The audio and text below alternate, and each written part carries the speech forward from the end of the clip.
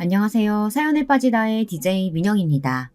오늘도 첫 번째 사연 시작하기 전에 구독과 좋아요 버튼 눌러주시고요. 그럼 오늘의 사연 함께 시작해 볼게요. 안녕하세요. 저는 연년생 딸 둘을 키우며 수학 교습소를 운영하고 있는 30대입니다. 그리고 뱃속에는 셋째가 자라고 있죠.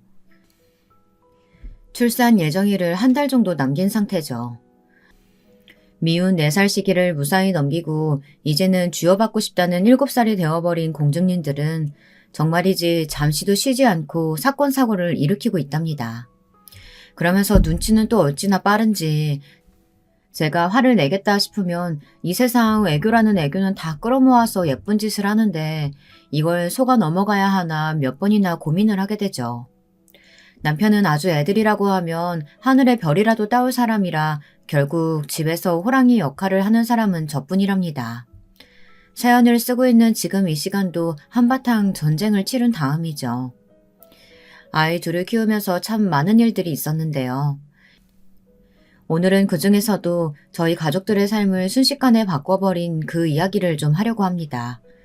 그 일들을 겪으면서 많이 울기도 했고 화를 내보기도 했는데 결국은 손절이 정답이더라고요. 괜히 가족이라는 이름으로 가해진 상처 앞에서 속절없이 당하고 있었던 순간들이 후회가 되더라고요. 남편과 저는 재수학원에서 처음 만나 우연히 같은 대학을 다녔답니다. 그렇게 인연이 된 것도 쉬운 일은 아닐 텐데 졸업 이후 학원 일을 시작하면서 남편을 또 만나게 되었죠. 남편이 일하는 사무실과 제가 근무하는 학원이 같은 층이더라고요. 이 정도면 운명이 아닐까 싶을 정도였는데 그것이 계기가 되어 연애를 하고 결국에는 결혼까지 하게 되었답니다. 제가 긴 인생을 살아온 것은 아니지만 남편만큼이나 저하고 잘 맞는 사람은 없지 않을까 하는 생각을 자주 하는데요. 저하고 정반대인 것 같으면서도 은근히 통하는 구석이 많아 연애할 때도 불같이 싸우고 뒤돌아서면 다 잊어버리고 언제 그랬냐는 듯이 하하호호 잘 지냈죠. 제게 있어서 남편은 퍼펙트맨, 완벽한 남편감이었어요. 그럼에도 저는 결혼을 망설였습니다. 너무 행복할 것이 눈에 선했지만 쉽게 실행에 옮기지는 못했어요. 흔한 변명 같겠지만 저는 결혼에 대해서 회의적인 생각을 가지고 있었어요. 저희 부모님은 제가 중학교 때 이혼하셨죠. 이혼 자녀들이 다 저처럼 자라는 것은 아니겠지만 저는 약간의 특수 상황이었어요. 아버지께서 저를 원하셨지만 어머니께서 죽어도 저를 키우시겠다고 하셔서 저는 어머니와 함께 살게 되었는데요. 그렇게 저 없이는 못 산다고 하셨던 어머니께서는 그 다음에 재혼하시며 저를 할머니에게 맡겨두고 가셨죠. 차라리 아버지에게 보내셨으면 되셨을 텐데 그건 또 싫으셨는지 그냥 생활비를 보내줄 테니 할머니와 살라고 하시더라고요. 그렇게 저는 그날 이후 부모님 없이 띠동갑인 이모와 할머니랑 함께 살았답니다. 그 이후로 아버지도 어머니도 일체 만난 적도 앞으로 만날 일도 없어요. 그 이후 할머니는 중3 때 교통사고로 돌아가셨고 이모는 결혼도 하지 않고 저를 키우셨어요. 제게는 어머니나 다름없죠. 저는 남편에게 결혼 이후에도 이모와 함께 살고 싶다는 이야기를 했어요. 어릴 때 큰 사고로 다리에 장애가 있으신 이모를 혼자 둘 수는 없었거든요. 당연히 거절을 당할 수도 있다는 전제하에 이야기를 꺼냈죠. 그런데 이게 무슨 일인지 남편이 너무나 흔쾌히 좋다고 하는 거예요. 제게 이모가 어머니와도 같은 존재라는 것을 누구보다 잘 알고 있는데 함께 사는 것이 당연하다고 말했죠. 진짜? 진짜 괜찮겠어? 불편하지 않겠어? 처음이야 당연히 불편한 부분들이 있겠지. 나만 그런 것도 아니고 이모님도 불편하실 거야. 당신도 그렇고. 서로 각자 인생이 있었는데 그런 점들은 어쩔 수 없는 일 아니야? 그렇게 서로 맞춰서 살아가는 거지. 우리 집에 비하면 이모님이랑 사는 건 천국이 따로 없겠구만. 남편은 별 걱정을 다 한다고 말하며 호탕하게 웃었어요. 그러면서 슬쩍 가족들에 관해 이야기를 했는데요. 솔직히 이때는 크게 생각하지는 않았어요. 그냥 우스갯소리 정도로만 넘겼죠. 하지만 시댁은 제가 생각한 것 이상의 곳이었어요. 남편은 이남 사녀의 5째였어요. 위로 누나만 넷이 있었고 아래로 남동생이 있었죠. 시아버지께서는 남편이 군대에 있을 때 돌아가셔서 시어머니 한 분만 계셨고요. 저는 첫인사 때를 아직도 잊을 수가 없습니다. 남편과 결혼을 결심하고 처음으로 가족들에게 인사를 드리러 갔었는데요. 밖에서 보자고 할 줄 알았는데 집으로 초대해 주셨더라고요. 잔뜩 긴장한 저와는 다르게 시어머니께서는 너무 반갑게 맞이해 주셨어요. 이것저것 물어보시면서 나름 화기애애한 식사 시간을 이어가고 있었죠. 그때였어요. 갑자기 시어머니께서 제게 예물이니 예단이니 그런 거추장스럽고 복잡스러운 것은 저희들이 알아서 하면 된다고 하시더니 제게는 딱 한 가지 당부할 것이 있다고 하셨죠. 갑자기 달라진 공기에 저도 무슨 일인가 싶어 겁을 먹었고요. 다른 건 다 필요 없어. 아들, 딱 아들만 낳아. 둘이면 좋겠다만 셋도 좋지. 손자만 안겨주면 내가 다 키울 테니까 걱정하지 말고. 나 다른 건 하나도 안 바란다. 그게 어디 우리 뜻대로 되는 문제도 아닌데 뭘 그렇게 강조하세요. 생기는 대로 저희는 둘만 낳을 거예요. 딸이든 아들이든. 누가 너한테 말했어? 며느리한테 이야기했지. 설마 세아가 너도 그렇게 생각하는 건 아니지? 그이랑 이야기했어요. 저희는 딸 아들 생각하지 않고 그저 둘만 낳아서 잘 키워보자고요. 저는 남편과 사전에 가족 계획에 관해 이야기 나눴던 것이 있어 웃으며 말씀드렸습니다. 아이 문제에 있어서 소극적인 저를 배려해서 남편은 하나만 낳자고 했지만 저는 그래도 둘은 있어야 되지 않겠느냐고 생각했거든요. 혼자다 보니 그렇게 외로울 수가 없더라고요. 물론 형제 사이가 남보다 못한 사람들도 있다고들 하지만 저는 부모님이 이혼하시는 문제를 겪으면서 모든 상황을 혼자서만 견뎌야 하는 것이 힘들었던 기억이 있어 그런지 둘은 되어야 되겠다 싶더라고요. 남편은 아이를 좋아하는 편이라 그렇게 하자고 냉큼 찬성을 했고요. 저는 그 대화를 떠올리고 있었는데 갑자기 시어머니께서 숟가락을 식탁에 소리나게 내려놓으시더라고요. 식탁의 분위기가 삽시간에 무거워졌죠. 시어머니께서는 그럼 딸만 둘 생기면 어떻게 할 것이냐고 물어보셨어요. 남편은 그게 뭐가 문제가 되겠냐는 반응이었죠. 딱딱한 말투에 시어머니의 반응에도 남편은 시큰둥했어요. 저만 초조한 마음으로 두 사람 눈치를 봐야 했죠. 시어머니께서는 냉수를 단숨에 들이키시더니 누구 생각이냐고 물어보셨어요.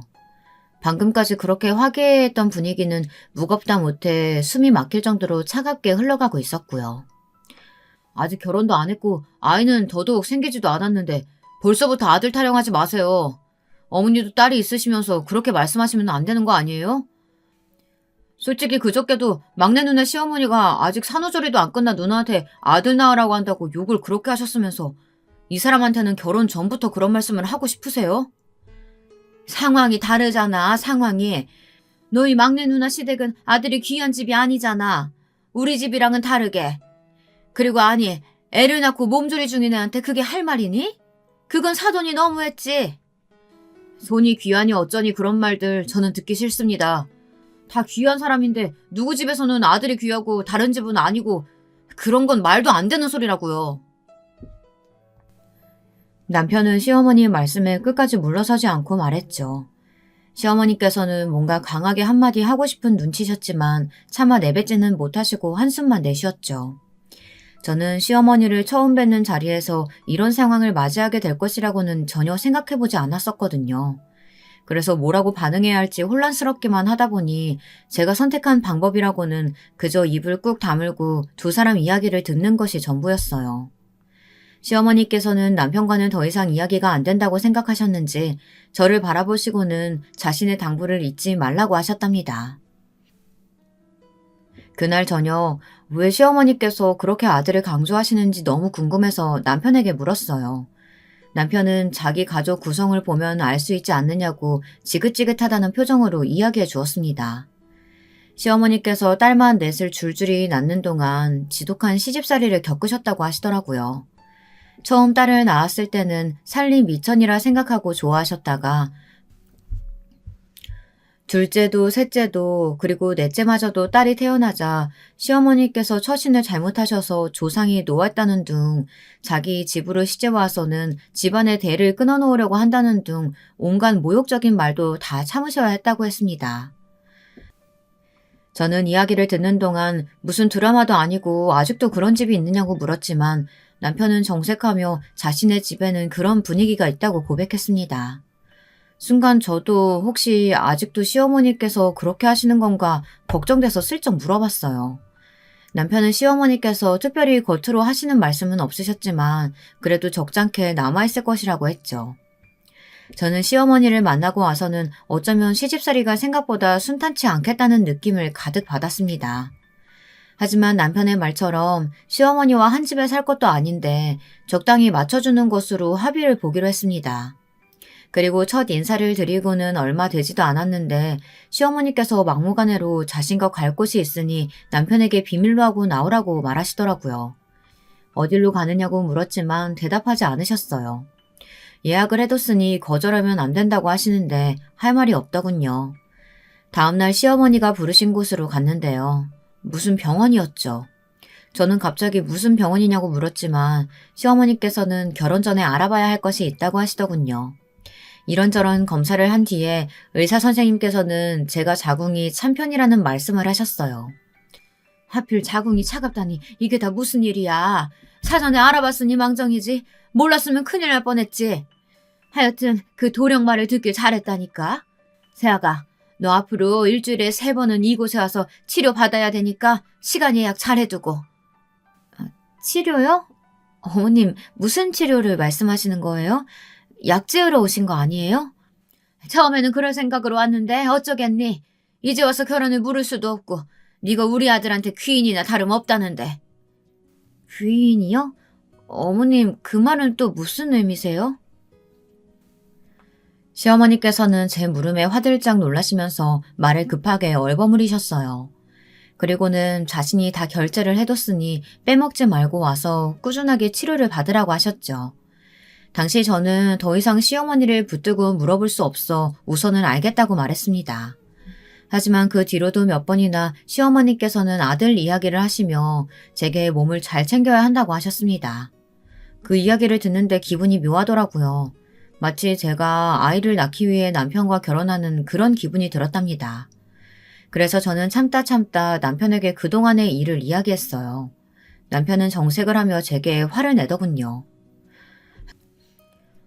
그냥 시어머니께서 며느리 몸 챙겨주신다고만 생각했었으니까 꼭 당신한테 할 말은 아니겠다 싶었지. 그런데 이게 이렇게 화를 낼 일이야? 당신도 그렇고 어머님도 그렇고 왜 이렇게 예민한 거야? 당신이 쓸데없는 일에 이리저리 휘둘리는 것 같아서 그러지. 예민하기는 무슨. 어머님도 그래. 내가 무슨 당신한테 귀인이니 어쩌니 알 수 없는 말들을 하시다가 내가 물어만 보면 입을 꾹 다무시질 않나. 당신은 당신대로 시어머니와 어디로 어떻게 다녀온 것이냐고 무슨 범죄자 신문하듯이 물어보질 않나. 뭐야 도대체. 귀인? 어머님이 당신한테 그런 말을 했단 말이야? 남편은 제가 화를 내자 저를 달래주려는 듯이 미안하다고 말하다가 제 입에서 귀인이라는 단어가 나오자 다시 무서운 얼굴을 하고는 혼자서 알 수 없는 말을 중얼거렸죠. 제가 물었지만 자신이 알아서 하겠다는 말만 하더라고요. 시어머니의 손자 타령은 결혼을 하고 나서 더 심각해졌어요. 신혼여행을 다녀온 지 3개월이 지났을 어느 날이었죠. 시어머니께서 이른 아침부터 갑자기 집으로 찾아오셨어요. 그러고는 다짜고짜 제게 한의원을 가자고 하시더라고요. 결혼 전에 갔던 곳과는 전혀 다른 곳이라고 하시면서 빨리빨리 준비하라고 성하셨죠. 약 잘 짓기로 유명한 곳이라서 예약 잡기도 얼마나 힘들었는지 몰라. 그러니까 어서 가자. 어머님, 무슨 약을 짓는다고 그러세요? 아픈 것도 없는데. 아픈 곳이 없기는 왜 없어? 결혼한 지 3개월이나 지났는데 소식이 없잖아. 가서 무슨 문제라도 있는 거 아닌지 맥도 좀 짚어보고 해야지. 아니 결혼 전에 약을 그렇게 먹었는데 어떻게 소식이 없어. 그래서 이번에는 다른 사람한테 물어보려고 알아왔으니까 믿어도 된다. 아휴 괜히 돈만 날렸네. 저는 시어머니의 말씀에 저절로 입이 떡하니 벌어졌어요. 아니 이제 3개월이 된 신혼에게 아이 소식을 바라시는 것은 너무한 것이 아닌가 싶었죠. 저는 당황스러움을 숨기고 어머니께 아직 아이를 가질 계획은 없다고 솔직하게 말씀드렸어요. 남편과 저는 결혼하면서 모아둔 돈을 다 끌었었기 때문에 지금 당장 아이가 태어나도 키우기 쉽지 않을 것 같다는 이야기를 한 적이 있었답니다. 그러면서 신혼을 즐긴다는 생각으로 2년 정도 부지런히 돈을 모아 기반을 다진 다음 아이를 가지자고 했었죠. 저는 시어머니께 자세한 이야기까지 다 한 것은 아니지만 우선 지금 당장 아이를 가질 계획을 세운 것은 아니라고 말씀드렸어요. 그때였어요. 제 말을 들으신 시어머니께서는 무섭게 화를 내시며 소리를 지르셨어요. 2년? 아니 아이가 너희가 원한다고 쉽게 가질 수 있는 줄 알아? 지극정성 들여도 생길까 말까 하는 거야. 말 같지도 않은 소리 한다 진짜.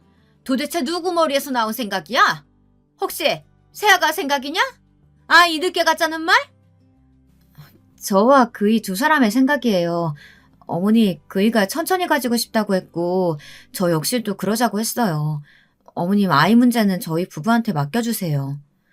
네가 얼마나 죽는 소리를 했으면 내 아들이 그런 말을 했을까? 시끄럽고 당장 일어나. 예약 시간 다가온다.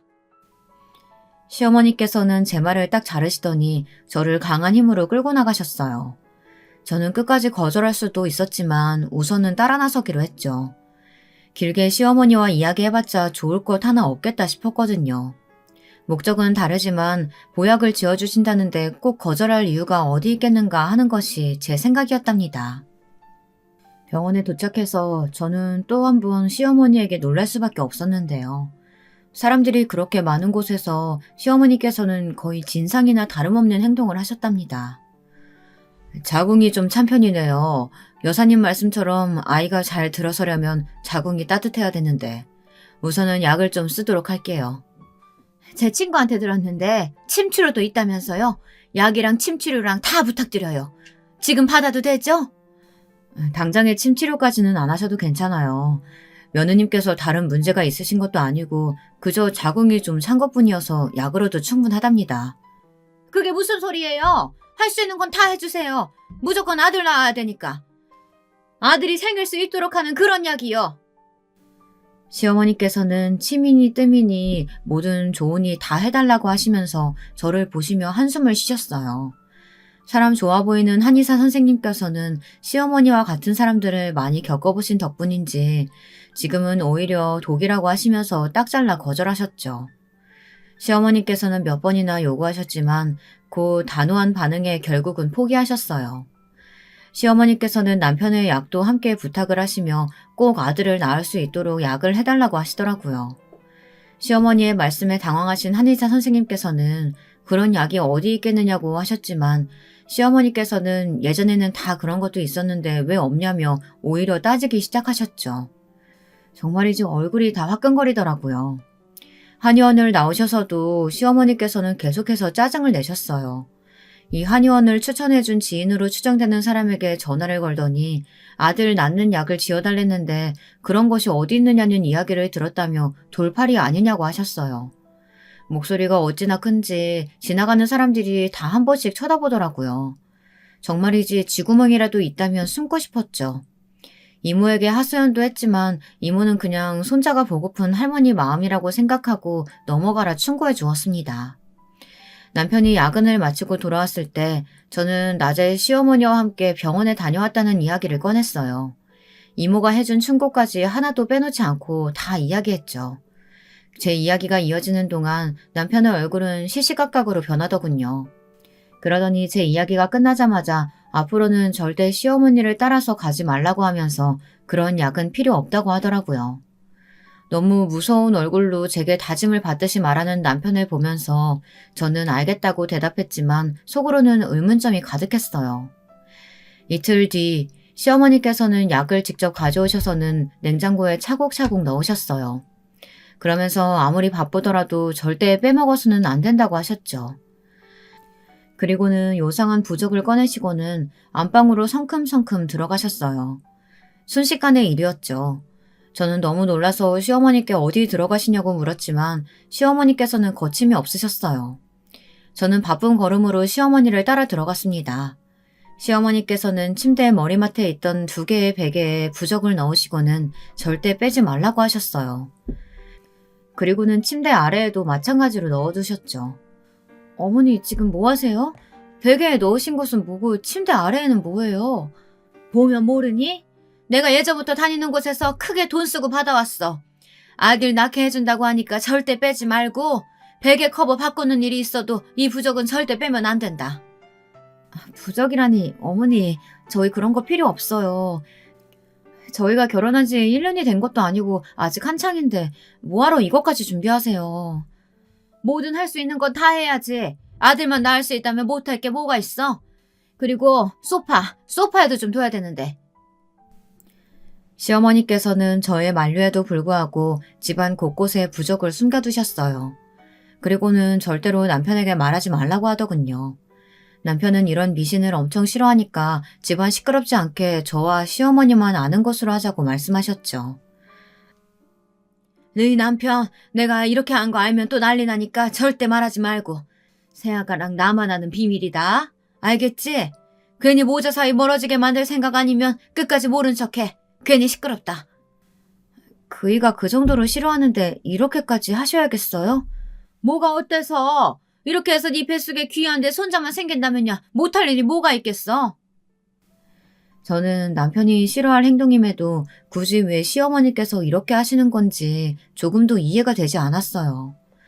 여러분들은 어떠신가요? 저도 점이나 미신을 어느 정도는 믿는 편이라서 새해가 시작되면 사주도 확인하고 종종 타로도 보러 가거든요. 유명하다는 곳을 찾아간 적이 있기는 했지만 부적은 처음 봤답니다. 시어머니께서 단단히 단속을 하고 가신 뒤로 안방으로 들어가는 것이 좀 망설여졌어요. 소파에 앉는 것도 뭔가 이상한 기분이 들었죠. 고작 종이 가지고 뭐 그렇게 야단이냐고 하실 수도 있겠지만 하여튼 저는 좀 기분이 편하지 않았어요. 저녁에 퇴근한 남편에게 약을 내밀며 시어머니께서 빼놓지 말고 먹으라고 했다고 말했습니다. 남편은 자신은 먹지 않겠다고 했는데 뭐하러 챙겼냐고 한 소리 들었죠. 박서방도 너무 그러지 말고 그냥 보약이다 생각하고 먹으면 되지. 그렇게 화낼 일은 아닌 것 같은데. 아니 이모님도 생각해보세요. 무슨 우리가 자식 낳는 기계도 아니고 제가 분명히 그런 행동은 하지 말아달라고 부탁을 했는데도 이렇게 나오시니까 그러죠. 나도 마음이 편한 건 아닌데 그래도 어머님이 주신 거니까 챙겨 먹자. 너무 화만 내지 말고. 남편은 싫어 죽겠다는 얼굴로 약을 받았어요. 그 뒤로도 몇 번이나 시어머니께서 때때마다 약을 지어주시며 아이 소식을 물으셨답니다. 하지만 특별한 변화는 없었죠. 시어머니께서는 돌팔이 아니냐고 화를 내셨지만 저는 묵묵히 시선을 다른 곳으로 두며 시어머니의 말씀을 흘려들었답니다. 시어머니의 행동에 변화가 생긴 것은 다음해 시동생이 결혼을 하면서였어요. 연상 연하 커플이라고 시어머니께서 처음에는 무척이나 반대를 하셨지만 무슨 일이 있었는지 갑자기 행동을 싹 바꾸시더라고요. 죽어도 결혼은 안 된다고 하셨던 분이 말을 바꾸자 동서는 의외라는 반응이었답니다. 제게 동서가 생기고 나서부터 시어머니의 아들 타령은 2배가 되었어요. 저만 데리고 가시던 한의원에는 이제 동서도 함께 다니게 되었죠. 그런데 동서는 저와는 다르게 아무렇지 않아 보이더라고요.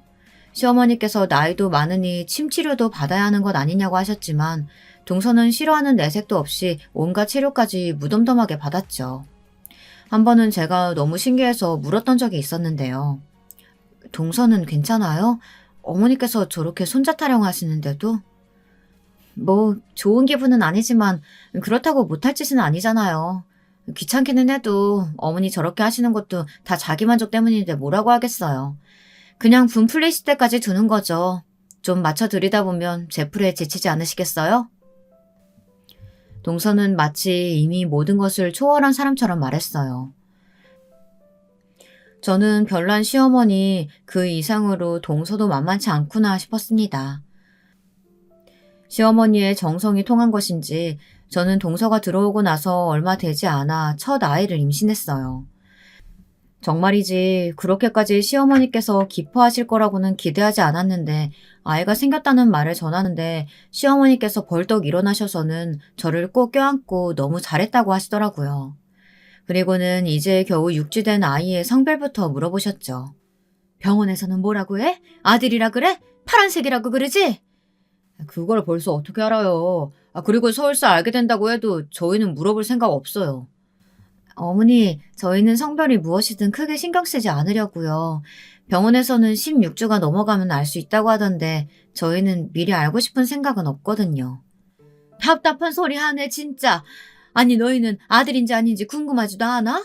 어떻게 그렇게 남자식 얘기하듯 얘기할 수가 있어? 왜요? 딸이면 낳지 말까요? 딸이면 아이를 지우기라도 하란 말씀이세요? 시어머니께서 집요하게 아이의 성별을 확인해야 한다고 말씀하시자 남편이 버럭 소리를 질렀어요. 저도 깜짝 놀랄 정도였답니다. 남편의 말에 시어머니께서 그런 의도로 물어본 것은 아니라고 하시면서 방금까지 화를 내시던 모습은 어디로 가고 목소리가 점점 줄어드셨죠. 남편은 한 번만 더 성별 어쩌고 하시면 그냥 넘어가지 않겠다고 으름장까지 놓더군요.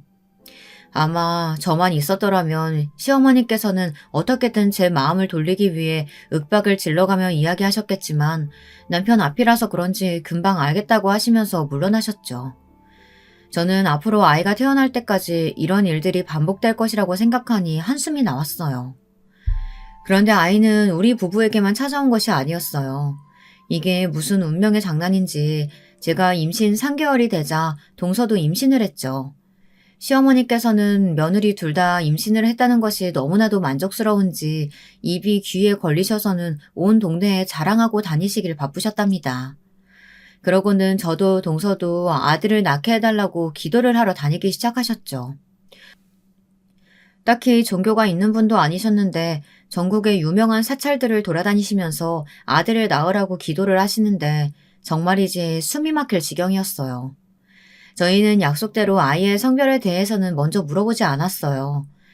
시어머니께서는 당장이라도 병원으로 쳐들어가 알아낼 기세셨지만 남편이 워낙 강경하게 나오자 어떻게 해보지도 못하고 발만 동동 구르셨죠. 그 와중에 동선의 아이는 아들이라는 이야기에 시어머니의 관심은 동서에게로 집중이 되었답니다. 덕분에 저는 출산 예정일을 앞두고 한결 편안한 상황이 되었습니다. 첫 아이는 예정일보다 20일 정도 빠르게 태어났어요. 건강한 딸아이였죠. 정신이 혼미한 와중에도 품에 안겨주시는 딸아이를 보며 정말이지 힘들었던 것이 하나도 기억나지 않을 만큼 행복한 마음이 들었답니다. 남편도 아이를 보고는 어떻게 태어난 지 얼마 되지도 않은 아이가 이렇게 이쁠 수 있냐며 하루 종일 밥 안 먹어도 배가 부를 것 같다고 했습니다. 이모는 이제 할머니가 되었다고 하면서 뛸 듯이 기뻐했고요. 그런데 시어머니의 반응이 참으로 과관이었어요.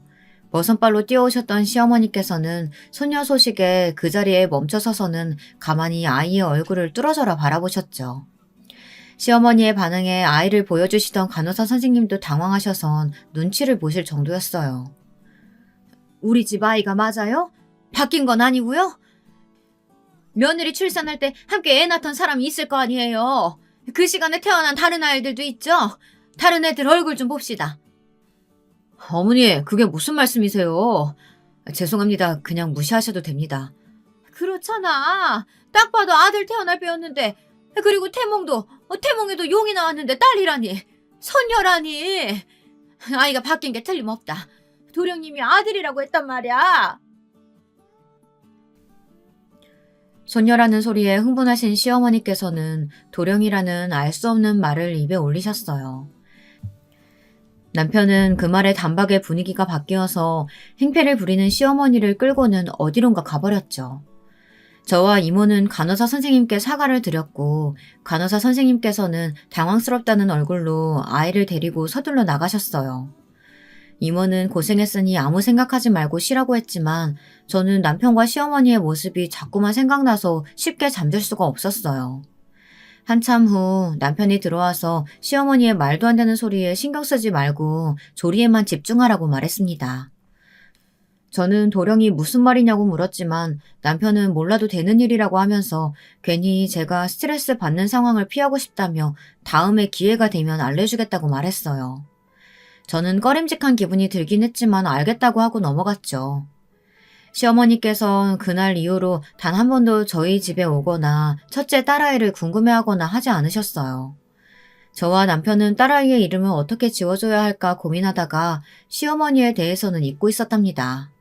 그러던 어느 날 시어머니께서 갑자기 찾아오셔서는 대뜸 딸아이 이름을 지어왔다고 하시면서 종이를 하나 주셨어요. 저는 그래도 소녀라고 챙겨주시나 보다 싶어 들뜬 마음으로 종이를 받아들었죠. 그러고는 조심스럽게 펼쳐보는데 제 눈을 의심할 수밖에 없었답니다. 종이에 적힌 글자를 보는 순간 숨이 턱 하고 막히는 기분이 들었거든요. 저는 이걸 정말 소녀 이름으로 지어오신 것이 맞냐고 물었지만 시어머니께서는 비싸게 주고 받아온 이름이라고 하며 당장 출생신고부터 하라고 하셨죠. 종이에 적힌 글자는 한자였는데요. 너무나도 간단하게 아들자 두 글자가 적혀 있더라고요. 네, 자. 딸아이의 이름을 그렇게 지어오신 거예요. 저는 너무 화가 나서 이게 무슨 이름이냐고 소리쳤어요. 어머니, 진짜 너무하시네요. 어떻게 이름을 이렇게 지으라고 하실 수가 있으세요? 아들 자만 두 개라뇨. 장난이시죠? 내가 이름 가지고 장난칠 것이 뭐가 있어? 이렇게 이름을 지어야 다음에 아들을 낳는다고 하잖아. 그러니까 잔말 말고 이렇게 해. 얼마나 부르기 쉬워. 쓰기도 쉽고. 딸아이 이름이 이 정도면 감지덕지지. 어머니, 진짜 왜 이러세요? 저 첫인사 갔을 때 뭐라고 하셨어요? 막내 형님의 시어머니가 아직 몸조리도 하지 않은 막내 형님 앞에 두고 아들 낳으라고 재촉하셨다는 소리에 제정신 아니라고 욕하셨다면서요. 지금 어머님 하시는 일이 그 상황이랑 뭐가 달라요? 어떻게 딸아이 이름을 그렇게 하라고 하세요? 절대 못해요.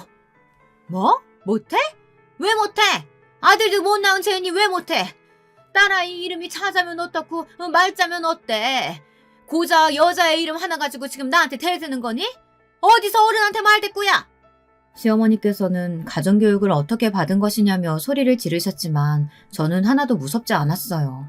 말도 안 되는 이름을 가져와서는 제 딸아이에게 붙이라고 강요하시는 시어머니를 어떻게 좋게 볼 수 있겠어요. 그렇게 시어머니와의 언쟁이 길어지는 도중에 남편이 돌아왔어요. 남편은 제가 목에 핏대까지 세우면서 시어머니에게 소리를 지르자 꽤나 놀란 얼굴이었죠.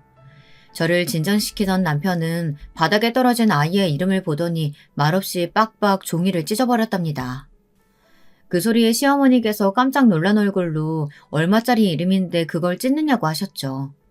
남편은 아이 이름은 이미 정했고 출생신고도 마쳤으니 쓸데없는 짓은 그만하고 당장 나가라고 하더군요. 시어머니는 아무 이름이나 지으면 아들 못 낳는다고 당장 이름을 바꿔야 한다고 하셨지만 남편은 눈 하나 깜짝하지 않았고요. 그렇게 시어머니께서는 쫓겨나듯 병실에서 나가야만 했답니다. 그날 이후로 남편은 제게 일체 시어머니에 대한 이야기를 꺼내지 않았어요. 그리고 퇴원해서 집으로 돌아온 이후로도 형님들이 찾아오는 것은 막지 않았지만 시어머니께서 오신다고 하면 정색을 하고 거절을 하더군요. 처음에는 몇 번이나 오시던 시어머니가 동서가 아이를 낳자 발길을 완전히 끊어버리셨어요. 동서가 아들을 낳았거든요. 시어머니께서는 뛸 듯이 기뻐하시면서 유명한 곳에 가서 100만 원을 주고 이름을 받아왔다고 하시면서 동선의 아들에게 박영훈이라는 이름을 지어오셨죠. 그 이름을 전해 들은 저는 딸아이 이름이라고 받아온 그날을 생각하며 또 화가 치밀어 올랐어요. 하지만 애써 분을 삼켜야 했답니다.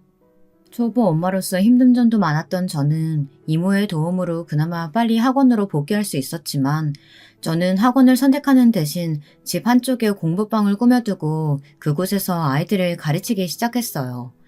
당시 학원 일에 신물이 나기도 했고 아이와 좀 더 시간을 보내고 싶은 욕심도 있었거든요. 남편은 이런 제 결정을 지지해 주었답니다. 저는 그렇게 첫 출산을 하고 얼마 되지 않아 둘째를 임신하게 되었어요. 이번에도 딸이었죠.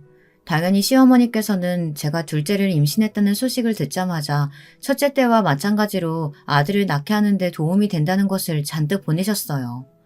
남편이 시어머니의 출입을 완벽하게 막아선 덕분에 저희 집에 직접 오지는 못하셨거든요. 남편은 시어머니께서 보내셨다는 것도 마음에 들지 않았는지 하나도 빼놓지 않고 돌려보냈어요. 물론 첫째 아이 이름 사건으로 마음이 상한 것이 사실이기는 하지만 이미 시간이 흘러 저는 괜찮아졌는데 남편은 아닌 모양이었어요. 둘째도 역시 딸이라는 소식에 시어머니께서는 다짜고짜 집으로 밀고 들어오셨죠. 도대체 내가 그렇게 챙겨줬는데 딸이라니. 너 내가 하라는 대로 하기는 한 거니? 내가 그렇게 당부했잖아. 다른 건 필요 없으니까 아들만 낳으라고. 아니 너희 동서는 떡하니 손주 안겨주는데 너는 뭐하고 있는 거야? 어머니, 저희는 아들 원한 적도 없고요. 그이와 저를 닮은 아이면 다 좋거든요. 그러니까 이렇게 오셔서 소리 지르지 마세요. 아들도 못 낳는 주제에 뭐가 그렇게 살라서 고개 빳빳하게 들고 말대꾸야. 나 죽었다 하고 엎드려 있어도 용서할까 말까인데. 시어머니는 어이가 없다는 듯이 화를 내셨지만 저는 이미 적응이 된 상황이라 들은 척도 하지 않았죠. 시어머니께서는 아들 낳기 전에는 시댁에 발 디딜 생각은 하지 말라고 소리를 지르셨고 저는 오히려 고맙다는 말로 대꾸했답니다. 이런 제 반응에 화가 나신 시어머니께서는 안방에 아이들이 있다는 사실도 잊으신 것인지 화분을 들어서는 거실로 던지시며 얼마나 잘 사나 두고 보자고 악담을 퍼붓기 시작하셨죠.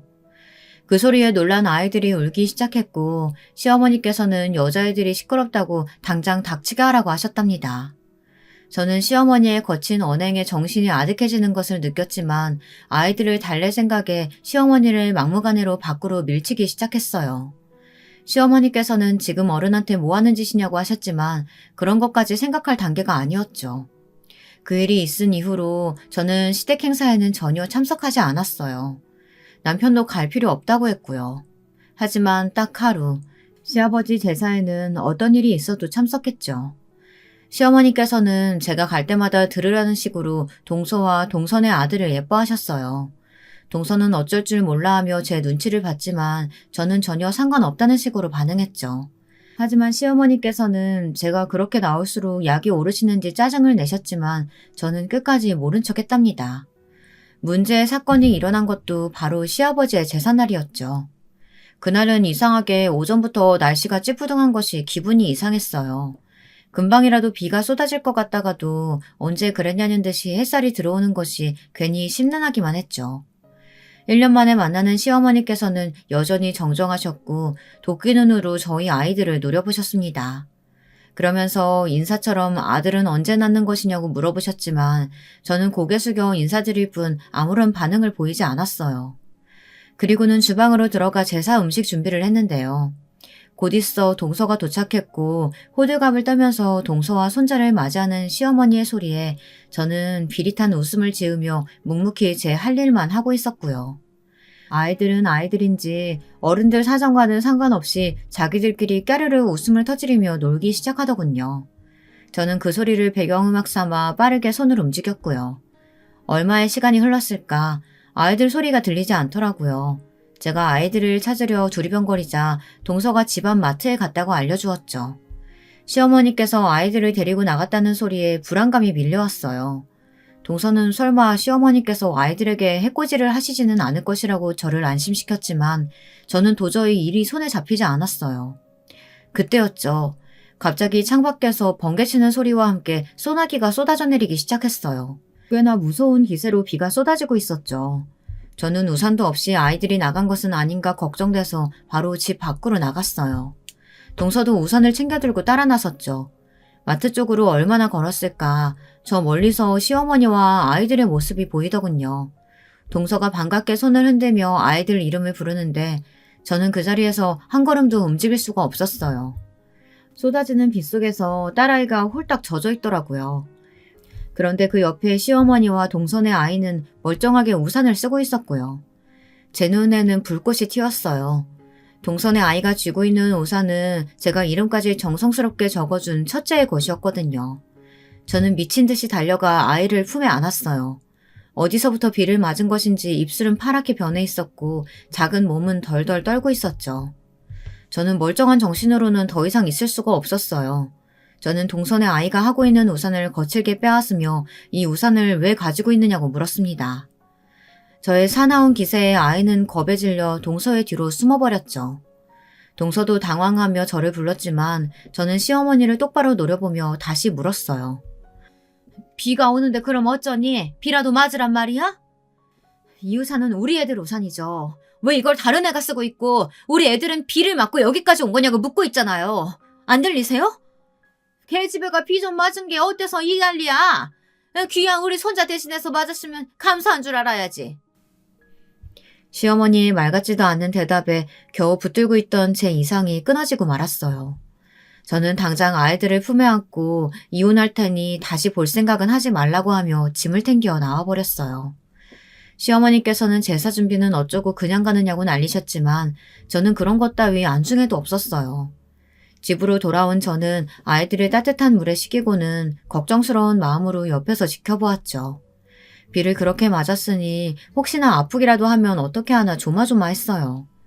자초지종을 들은 남편은 잔뜩 굳은 얼굴로 제 손을 꼭 잡고는 괜찮을 거라고 중얼거렸답니다. 하지만 제가 걱정한 대로 새벽이 되자 첫째 아이의 몸은 불덩이처럼 뜨거워졌죠. 저는 남편과 함께 응급실로 달려갔고요. 딸아이는 온몸이 아프다고 칭얼거렸고 응급실에서는 열을 내리기 위한 갖은 방법을 동원했답니다. 그렇게 겨우 열이 떨어지기는 했지만 딸애는 여전히 다리가 아프다고 했어요. 병원에서는 고열의 후유증일 수도 있으니 지켜보자고 말씀하셨고요. 저와 남편은 긴장된 마음으로 금방 딸아이가 털어내기를 기도했지만 세상 일은 참 뜻대로 되지 않더라고요. 딸아이는 걸을 때는 상관이 없지만 달리기를 시작하면 한쪽을 절기 시작했어요. 병원에서는 아직 한창 성장기의 아이니 치료를 하다 보면 좋아질 수 있다고 하셨지만 저희 부부에게는 청천벽력이나 다름없는 소리였죠. 남편은 완전히 눈이 돌아버렸어요. 그리고는 시어머니를 가만두지 않겠다고 이를 벅벅 갈았죠. 나는 당신이랑 이혼을 하면 했지 더 이상 어머니랑 엮이고 싶은 마음 조금도 없어. 이혼? 우리가 왜 이혼을 해? 그 사람 이제 내 어머니도 아니야. 나한테는 앞으로 당신이랑 우리 아이들 그리고 이모님이 가족이야. 앞으로 내 가족 건드리는 사람 나타나면 내가 가만히 안 있어. 남편은 무시무시한 얼굴로 말했어요. 그렇게 저희는 시어머니와의 연결고리를 완벽하게 끊어내기 위해 이사를 가기로 했어요. 아무도 모르는 곳으로 말이죠. 저나 이모는 새로운 곳에서 다시 시작해야 한다는 불안감이 있기도 했지만 아이들을 위해서라면 그런 것쯤은 아무것도 아니었죠. 그렇게 이사 준비로 바쁜 어느 날 시어머니께서 전화를 하셨어요. 물론 이전에도 몇 번이나 연락을 주셨지만 저는 깔끔하게 무시하고 있었거든요. 그런데 그날따라 유독 전화를 계속 하시더라고요. 평소라면 이미 끊었을 전화를 말이죠. 저는 최대한 감정을 죽이고 전화를 받았어요. 미쳤어? 내가 뭘 잘못했다고 이 난리야? 전화를 받자마자 시어머니께서는 차마 입에 올릴 수도 없는 욕을 내뱉으시며 화를 내셨어요. 저는 무슨 일이시냐고 전화 잘못 거신 것은 아니냐고 물었죠.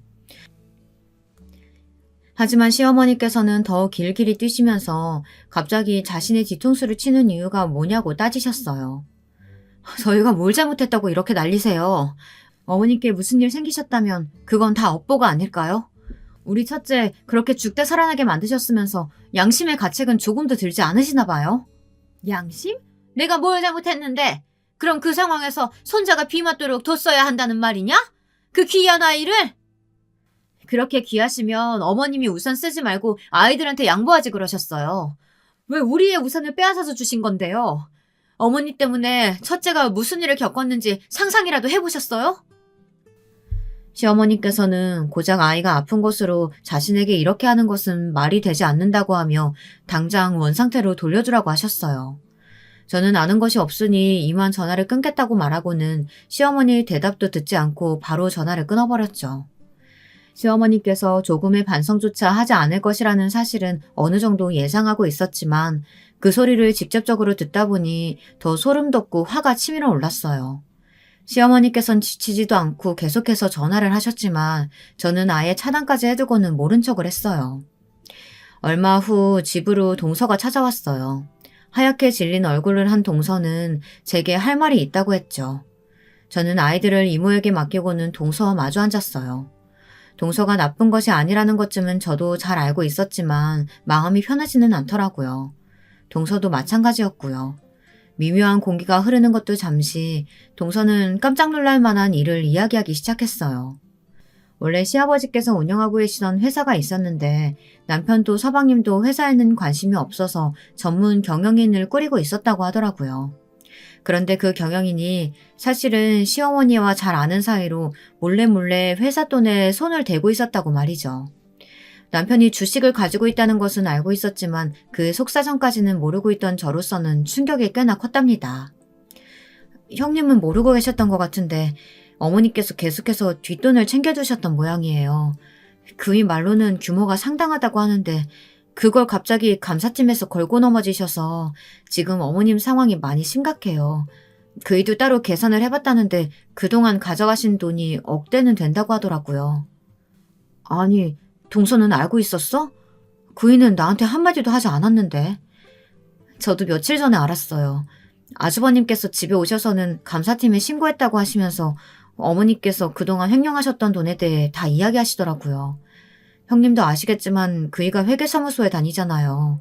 혼자서 이것저것 확인해보더니 그냥 넘어갈 수준은 아니라고 한숨을 쉬더라고요. 저는 그제야 왜 시어머니가 전화를 걸어 그 난리를 쳤는지 이해가 되었어요. 아무래도 법적으로 문제가 생기니 발등에 떨어진 불이라도 꺼볼 생각으로 전화를 하신 모양인데 저는 그 불을 꺼줄 생각이 전혀 들지 않았답니다. 동서는 이렇게 가다가는 시어머니께서 교도소에 가실 수도 있다고 하면서 아무래도 그 일은 막아야 하지 않겠냐고 하더군요.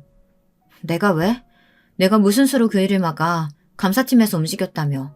법적으로 문제가 크다며. 그런데 내가 무슨 힘이 있어서 막느냐고. 그래도 아주버님께서 신고하셨다고 하니까 어떻게 말려보시면. 굳이?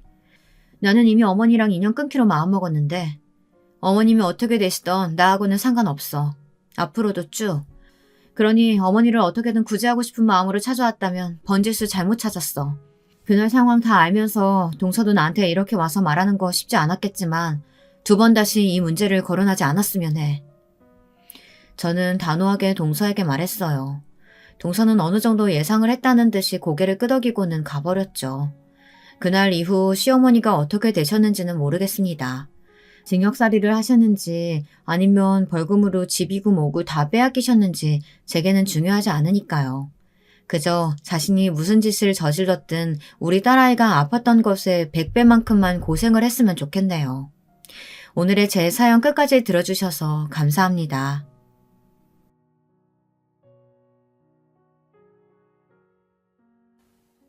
여러분, 2번째 사연 시작하기 전에 좋아요, 구독 꼭 눌러주실 거죠? 그럼 2번째 사연 바로 시작합니다. 안녕하세요. 저는 서울에 거주하고 있는 50대 여자입니다. 제가 최근에 일어났던 일을 주변에 말했더니 다들 제 이야기를 제보해보라고 하더라고요. 그래서 평소에 워낙 즐겨 들었기 때문에 제보하게 되었어요. 저는 저에게 일어났던 일이라 그런가 굉장히 통쾌했었는데 여러분들도 들으시면서 재밌게 즐겨주셨으면 좋겠습니다. 제가 할 얘기는 저희 시댁 형님 얘기예요. 일단 사랑하는 우리 가족 소개를 먼저 하고 시작할게요. 저는 사랑하는 남편과 딸 2명이 있는 가정주부예요. 남편은 제가 고등학교를 졸업하고 만나게 되었어요. 집안 형편이 좋은 편이 아니라 저는 대학에 가지 않고 바로 취업했었어요. 그때 당시엔 저 같은 사람이 많았어요. 그렇게 첫 회사에 취업했는데 거기서 지금의 남편을 만나게 되었죠. 남편은 회사 정직원이었는데 제가 첫눈에 반했어요. 하지만 저는 제가 실질적인 우리 친정의 가장이었고 또 저는 고등학교만 졸업하고 바로 취업했으니까 남편에게 먼저 다가가진 못했어요. 그러나 정말 다행히도 남편도 저를 마음에 들어 했었대요. 그렇게 남편의 적극적인 구애 덕분에 저희는 연애를 시작하게 되었어요. 남편과 연애를 하다 보니 정말 생각보다 훨씬 더 진국이더라고요. 배려가 몸에 배어있는 사람이었고 정말 다정했어요. 이런 사람과 살면 고생은 안 하고 살 것 같았어요. 대화도 잘 통하고 관심사도 많아서 어찌나 재밌었는지 몰라요. 그래서 저는 남편을 매우 사랑해서 결혼하고 싶었지만 막상 현실로 다가오니 우리 친정 집안의 사정이 매우 걸리더라고요. 그래서 처음에 남편이 결혼하자고 했을 때 매우 망설였어요. 하지만 남편이 자기만 믿고 결혼하자고 해서 바로 결혼을 결심하게 되었어요. 우리 친정에서는 남편이 서울에 있는 대학도 나오고 회사도 멀쩡하게 잘 다니고 있으니 너무 환영해 주었죠. 오히려 저한테 절대 남편을 놓치지 말라고 하셨어요. 친정엄마는 아직도 저보고 제 인생 중에 제일 잘한 짓이 지금 남편과 결혼한 거라고 하더라고요. 그렇게 우리 친정은 정말 열렬한 환영으로 남편을 맞이했어요. 남편도 첫인사부터 우리 친정 부모님께 어찌나 잘했는지 몰라요. 사실 친정이 잘 사는 편은 아니라 집을 보여주는 것도 매우 부끄러웠는데 남편은 전혀 내색하지 않았어요. 그런 점을 보고 저도 이 사람이다 라고 확신을 얻게 되었죠. 그렇게 우리 친정에선 아무도 반대하지 않았지만 문제는 시댁이었어요. 남편은 아버지가 초등학교 때 돌아가셨다고 했어요. 그리고 형제였는데 위로 형 한 명이 있어요. 그리고 형의 직업은 의사였어요. 저는 딱 저 소리를 듣자마자 사실 조금 걱정이 되었는데요. 그때 당시 형은 결혼한 상태였는데 형님은 무려 박사였거든요. 저는 그래서 시댁에 인사를 가기 전부터 주눅이 들어 있었어요. 남편은 형이 아버지도 아니고 오히려 어머니는 사람 됨됨이가 중요하다고 늘 말씀하신다며 저를 안심시켜 주었어요. 하지만 아무래도 저는 걱정을 쉽게 떨칠 수가 없더라고요. 그렇게 상견례 전 아주버님과 형님을 미리 만나보게 되었어요. 제가 너무 떠니까 남편이 시어머니를 보러 가기 전에 미리 형네 부부를 보자고 하더라고요. 그래서 서울 종로에 있는 그때 당시 유명한 찻집에서 아주버님과 형님을 처음 보게 되었어요. 시어머니는 아니지만 저는 그래도 남편의 가족을 처음 보게 되는 거잖아요. 그래서 정말 잘 보이고 싶은 마음이 컸어요. 그래서 남편하고 며칠 동안 얘기한 끝에 둘이 고민해서 선물도 마련해서 갔어요. 저는 아직도 그날이 생생하게 기억나요. 아주버님과 형님의 첫인상은 정말 강렬했어요. 의사와 박사여서 그런가 정말 옷부터 태가 나더라고요. 저는 그 자리에서 자신이 너무 초라하게 느껴졌어요. 그래도 아주버님은 계속 재수씨 긴장 풀라고 편하게 대해주셨어요. 그런데 형님은 묘하게 저에게 신경전을 벌이시더라고요. 여자분들은 잘 아실 거예요. 제가 무슨 말을 하면 자꾸 딴지를 거는 듯한 말을 하더라고요. 그런데 그 말을 웃으면서 하니까 제가 진지하게 대꾸하면 상황이 이상하게 흘러가는 그런 분위기였어요. 그래도 남편과 아주버님은 눈치채지 못하고 있어서 저만 참으면 되니까 조금 찝찝해도 넘겼어요. 대놓고 저를 싫어하진 않으셨으니 그냥 안 친해서 그런가 보다 생각하고 넘기는 게 최선이라고 생각했죠. 그렇게 아주버님 부부와 만나고 드디어 시어머니를 보러 가게 되었어요. 저는 결혼식 날보다 이날이 훨씬 떨렸던 것 같아요. 시어머니께서 차를 좋아하신다고 해서 백화점에 가서 몇 시간을 돌아다니며 찻잔과 차를 골랐어요. 남편이 이만하면 됐다고 가자고 했지만 저는 이왕이면 그래도 첫인상부터 저를 마음에 들어 하셨으면 좋겠다는 마음이 매우 컸어요. 그렇게 꽃다발과 찻잔 세트를 들고 시어머니를 찾아뵈었는데 예상보다 시어머니가 굉장히 좋으신 분이었어요. 제가 인사하러 딱 들어가고 처음 눈이 마주쳤는데 굉장히 인자하게 저에게 웃어주셨어요. 저는 아직도 그 웃음이 기억이 날 정도랍니다. 남편 말로는 시어머니는 웬만한 일에 화를 내지 않으신다고 했거든요. 그 말이 정말 사실인 것 같았어요. 정말 차분하신 성격이었고 말씀하시는 것도 나긋하셨어요. 그리고 제가 주눅 들어있는 게 눈에 보였는지 저에게 이렇게 말씀하셨어요. 너무 걱정하지 말아요. 나는 우리 아들하고 결혼해줘서 고맙다는 말을 오히려 하고 싶어요. 저 말을 듣는 순간 저는 마음속으로 결정했어요. 아, 정말 이 사람과 결혼해야겠다고요. 솔직히 결혼하신 분들은 이해하실 텐데 좋은 남편 세상에 많잖아요. 남편감으로 괜찮은 사람 만나는 것보다 제대로 된 시어머니 만나는 게 정말 힘들어요. 그것도 홀시모는 정말 신중하게 결혼 결정하라는 말 저도 결혼 준비하면서 많이 들었어요. 하지만 우리 시어머니는 정말 친절하셨고 이런 집에 시집을 가게 된다면 정말 행복하게 잘 살 수 있겠다고 생각했어요. 물론 형님이 걸리긴 했어요. 제가 친언니가 있는데 언니도 똑같이 남편이 형제거든요. 언니는 언니가 형님 입장인데 동서랑 뭐만 하면 비교가 된다고 하더라고요. 그래서 저한테 형님이 은근 신경전을 벌일 수도 있으니 조심하라고 했어요. 그래도 어차피 결혼하게 된다면 형님은 별로 안 봐도 될 수 있으니 그대로 결혼하게 되었어요. 하지만 형님이 저에게 적대적인 것과는 별개로 제가 혼자 걱정된 것도 있었어요.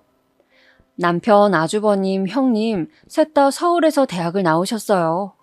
그런데 저는 고등학교만 졸업했으니 그게 계속 마음에 걸리더라고요. 시어머니가 저를 탐탁지 않아 하실 수도 있으니까요. 하지만 다행히 시어머니는 그런 부분은 문제가 되지 않는다며 사람 됨됨이가 중요하다고 해주셨어요. 정말 다행이라고 생각했어요. 그렇게 양가 상견례를 하게 되었고 결혼식 날까지 아주 순조롭게 진행이 되었어요. 그리고 남편과 저는 신혼여행을 제주도로 다녀왔어요. 신혼여행에서 돌아와서 양가 인사를 가게 되었는데 시댁에 가니 아주버님과 형님도 와 있더라고요. 남편과 제가 제주도에서 출발하면서 선물을 사왔었는데 형님에게는 목걸이를 선물했었어요.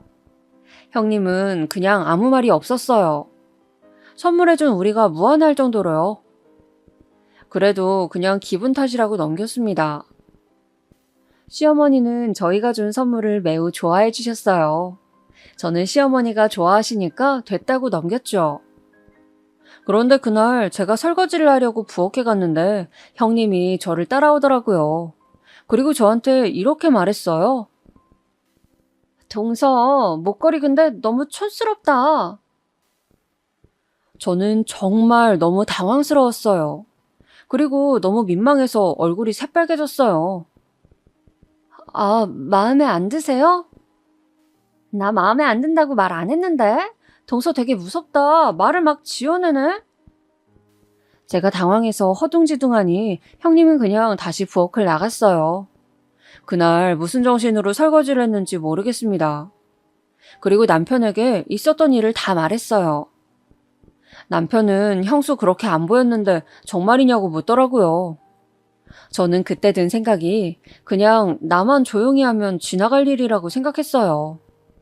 그래서 그냥 얼버무리고 형님이 저한테 그럴 때마다 그냥 꾹 참았어요. 왜냐면 그냥 그때는 그게 맞다고 생각했어요. 그리고 그냥 최대한 무시했습니다. 제가 저기에 대꾸하면 저만 이상한 사람이 되는 것 같았거든요. 그리고 형님이 정말 얄미웠던 건 꼭 시댁 식구가 있으면 저런 말을 하지 않았어요. 시어머니, 아주버님, 하다못해 저희 남편이 있으면 그냥 저에게 그럭저럭 잘 대해줬어요. 그러니 제 속만 터졌던 거예요. 그래도 제가 무시하고 지낼 수 있었던 것은 다 남편과 시어머니 덕분이에요. 남편은 저한테 정말 잘했거든요. 시어머니도 인간적으로 정말 좋으신 분이세요. 아무래도 옛날 분이시니까 어느 정도 고지식한 면은 분명 있으세요. 하지만 억지를 부리시거나 혹은 말도 안 되는 요구를 하진 않으세요. 또 시집살이는 절대 시키지 않으셨어요. 그래서 기분이 나빠도 딱 시어머니와 남편만 보고 살았죠. 완벽한 결혼 생활은 있을 수 없으니까요. 그리고 우리가 결혼하고 형님은 바로 임신을 했어요. 아무래도 임신을 해서 그런가 저를 봐도 그때는 딱히 뭐라 안 하더라고요. 저야 너무 좋았죠. 그렇게 형님은 아이를 낳게 되었고 여자아이였는데 형님이 정말 공주처럼 키우더라고요. 저도 아이는 죄가 없으니 많이 놀아줬어요. 그리고 우리 부부에게도 곧 아기 천사가 찾아왔어요. 아기가 생기고 나니 형님은 신경도 쓰이지 않았어요. 저는 딱 아이가 생겼을 때 정말 세상을 다 가진 기분이었습니다. 남편도 굉장히 기뻐했죠. 우리 친정에서도 정말 좋아하셨어요. 저는 여기저기 정보를 물어 태교에 좋다는 것은 다 찾아다녔어요. 우유를 먹으면 아이가 하얘진다길래 우유를 얼마나 마셨는지 몰라요. 그리고 클래식 음악을 들으며 책을 읽으면 아이가 똑똑해진다고 해서 그것도 정말 많이 했어요. 남편과 임신에 관한 아주 두꺼운 책을 저녁마다 같이 읽었습니다. 이렇게 태교에 전념하고 아이가 태어났어요. 아이는 여자아이였어요. 저 당시에 우리 딸이 세상에 나올 때는 정말 남아선호 사상이 심했을 때예요. 요즘은 말을 들어보니까 여자아이를 훨씬 선호한다고 하더라고요. 하지만 저 때는 정말 남아선호 사상이 심했어요.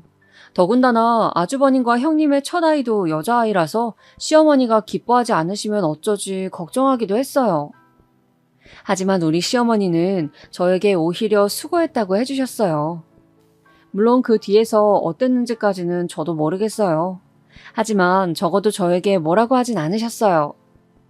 그런데 정말 웃긴 건 형님이었어요. 본인도 딸을 낳았으면서 저에게 그러더라고요. 동서가 아들을 낳아서 대를 이었으면 좋았을 텐데 아쉽다. 그러는 본인이 남자아이를 낳아서 대를 이으면 되는 거 아닌가요? 출산하고 정신없었을 때 찾아와서 하는 첫 마디가 저 말이었어요. 제가 임신 전에는 그냥 저만 참으면 되니까 참았지만 아이를 낳고 나니까 아이한테 뭐라고 하는 말은 절대 넘기지 못하겠더라고요. 그래서 저도 저 때는 한마디 했어요. 형님이 낳으시면 되잖아요.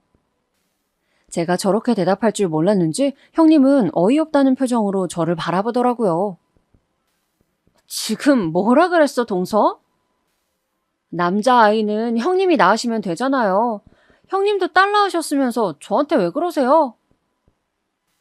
제가 저렇게 형님한테 대놓고 뭐라 한 건 처음이거든요. 심하게 당황한 게 눈에 보였어요. 저 때 저희 주변에 아무도 없었거든요. 그래서 저는 오히려 그게 다행이라고 생각했습니다. 또 그렇게 한 방 먹이니까 속도 후련하더라고요. 저는 그래서 속으로 이제 날 안 건들겠네 라고 생각했어요. 하지만 그건 저의 오산이었죠. 형님은 저 이후로 더 괴롭힘이 집요해지기 시작했습니다. 형님은 원래도 자기가 박사인 것에 대해 엄청난 자부심이 있었어요. 그런데 전날 이후로는 그걸 굉장히 티를 많이 내기 시작했죠. 학벌에 대한 자부심이 정말 굉장히 강했어요. 시댁 모임이 있을 때마다 저는 모르는 서울 대학 생활에 대해 많이 말하더라고요.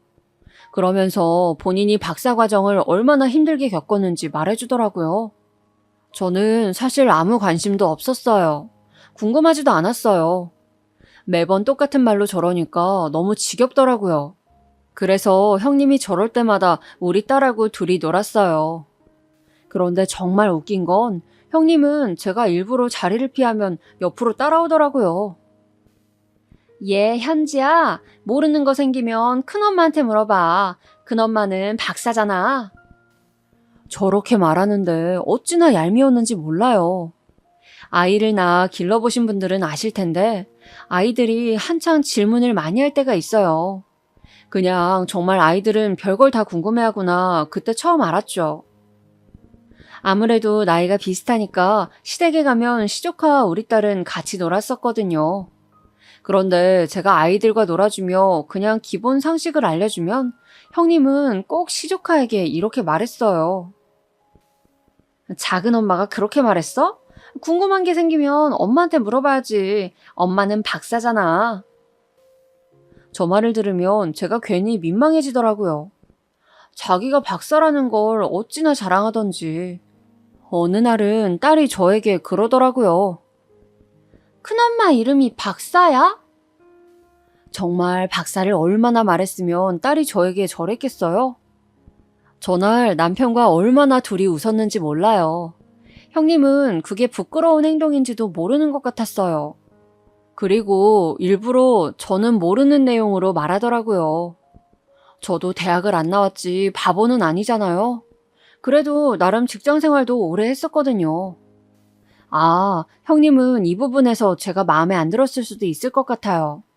왜냐면 형님은 공부는 오래 했지만 직장에서 일했던 경험은 없거든요. 그래서 신혼 때 시어머니가 저와 남편에게 요즘 직장은 괜찮냐고 물어보면 표정이 매우 안 좋더라고요. 형님이 생각할 때 저는 대학을 나오지 않았는데 직장 경험이 있으니 안 이뻤나 봐요. 그러니까 계속 자기가 박사라는 걸 내세웠던 것 같아요. 자기가 생각할 때 저보다 잘난 게 저 부분인 것 같았습니다. 그런데 저는 제가 대학을 나오지 않았지만 남편은 저를 사랑하고 시어머니도 뭐라 안 하시고 우리 시대에는 대학을 나오지 않은 사람이 많아서 정말 괜찮았거든요. 그리고 저는 딸아이를 낳고 나서는 직장을 그만두게 되었어요.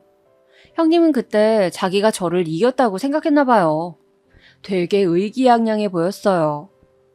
그런데 저는 사실 형님이 저럴 때마다 예전엔 기분이 나빴다면 날이 갈수록 그냥 웃기더라고요. 왜냐면 왜 저렇게 행동하시는지 너무 잘 알 것 같아서 그랬던 것 같아요. 그래서 그냥 최대한 무시하며 지냈습니다. 그리고 사실 육아하느라 정신이 없기도 했죠. 저는 대학을 나오지 않았지만 딸은 대학에 갔으면 싶더라고요. 제가 대학을 나오지 않아서 그랬다기보단 그냥 남편을 보니 확실히 대학에 가면 기회가 더 많더라고요. 저는 사랑하는 우리 딸이 인생을 살면서 많은 기회를 접했으면 좋겠더라고요. 그리고 남편과 저는 서울에서 거주했기 때문에 이왕이면 서울에 있는 대학을 갔으면 좋겠더라고요. 그래서 딸아이가 어릴 때부터 교육에 관심이 많았습니다. 형님도 박사라서 그런가 시조카 교육에 아주 관심이 많았거든요. 그런데 저는 형님에게 정보를 물어보긴 싫어서 절대 물어보지 않았습니다. 그런데 제가 묻기도 전에 어찌나 자기 딸을 저에게 자랑했는지 몰라요. 우리 지연이는 영어 유치원 나왔잖아. 그래서 그런가? 외국인 만나도 말을 정말 잘해. 저번에는 길 가다가 외국인을 만났는데 글쎄 얘가 길을 알려주더라. 동서도 현지 영어 유치원 보낼 거면 미리 알아봐. 그런 데는 미리 알아봐야 하는 거 알지? 지금 찾아보면 늦을 텐데 어떡해.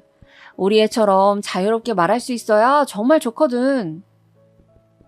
저도 우리 딸을 영어 유치원에 보내려고 정말 많이 알아보고 있었는데 정말 어이가 없더라고요. 형님, 우리 현지도 영어 유치원 보낼 거예요. 이미 알아봤어요. 어머, 그래? 근데 동서 그거 알아? 영어 유치원 다닌다고 다가 아니야. 집에서도 많이 영어로 말해야 늘어. 나야 박사니까 가능하지만 동서는 어떡해? 그건 제가 알아서 해요. 거기까지 신경 써주시다니 참 고맙네요. 아니야, 고맙긴 뭘. 궁금한 거 있으면 언제든 물어봐. 나는 박사잖아. 정말 형님과 대화하면 너무 화가 나더라고요. 남편과 저는 잘 싸우는 편이 아니었는데 제가 형님을 만나고 돌아오면 자주 싸우게 되더라고요. 저를 대놓고 무시하니까 저도 가만히 당하고 있긴 싫으니까 대응해주게 되는데 에너지 소모도 너무 컸어요. 평소에 저를 건드는 말만 한다면 저는 늘 그랬듯 언제든지 무시가 가능했을 것 같아요. 그런데 아무래도 아이와 관련된 내용이 나오면 저도 모르게 대꾸가 나오더라고요.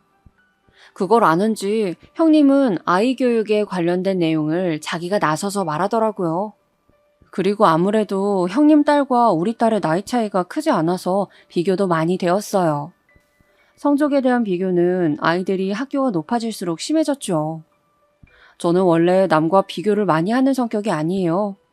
그런데 시댁에 모일 때마다 형님은 우리 딸한테 성적이 어느 정도인지 계속 물어보더라고요. 제가 중간에 나서서 그런 건 물어보지 말라고 하면 형님은 늘 이렇게 대답했어요. 어머, 성적 별로인가 보다. 정말 황당하더라고요. 그리고 시댁에 갈 때마다 큰엄마가 저렇게 나오니까 우리 딸도 형님을 만나기 싫어하더라고요. 명절 때나 시어머니 생신 때는 다 같이 모여야 하니까 제가 미리 딸한테 이번 주말에는 큰 집에 가야 한다고 말하거든요. 그럼 그럴 때마다 딸은 가기 싫다고 했어요. 그런데 저 같아도 정말 가기 싫을 것 같았어요. 완전히 어릴 때는 아무 생각 없이 대답했겠지만 딸아이가 사춘기에 들어가서도 그러더라고요. 그 나이 때는 비교에 굉장히 예민하잖아요. 그리고 사실 시조카가 우리 딸보다 공부를 잘하긴 했어요. 그래도 저는 아무 상관이 없었습니다. 시조카가 공부를 잘하는 건 맞지만 우리 딸이 그렇다고 공부를 못하진 않았거든요. 저도 물론 딸이 좋은 대학에 진학하면 좋을 것 같아서 어릴 때부터 교육에 관심이 많았습니다. 하지만 저는 공부보다 중요한 것은 인성이라고 생각해요. 서울대에 가더라도 저는 인간적으로 우리 딸이 정말 잘된 사람으로 자라길 바랐어요. 무조건 양보하며 살라는 것은 아니어도 그래도 예의 바르고 항상 친절하고 거짓말하지 않는 그런 사람이요. 사실 형님 딸은 공부를 잘했어도 버릇이 없었어요. 이건 저희 남편도 동의하는 말이에요. 그래도 우리가 작은 아빠 엄마잖아요. 그런데 단 한 번도 먼저 인사를 한 적이 없습니다. 항상 저희가 먼저 인사했어요. 사실 인사가 사람 사이에 가장 기본적인 예의잖아요. 그런데 시조카는 그런 기본적인 예의조차 없었습니다. 그리고 정말 고집도 세고 자기가 항상 우선시 되어야 했어요. 저는 우리 딸이 외동이라 사회성이 부족할까봐 걱정이 되어서 웬만하면 언니에게 양보하라고 했거든요. 그런데 시조카는 단 한 번도 우리 딸에게 먼저 양보한 적이 없습니다. 시어머니가 용돈을 주어도 인사는 우리 딸만 했어요. 정말 이쯤 되니까 저도 정이 안 들더라고요. 시댁에 와서 하는 거라곤 인사도 아니고 성적 자랑이니 어이가 없었습니다. 딸도 점점 사촌 언니와 비교되는 게 많이 부담스러운 것 같더라고요.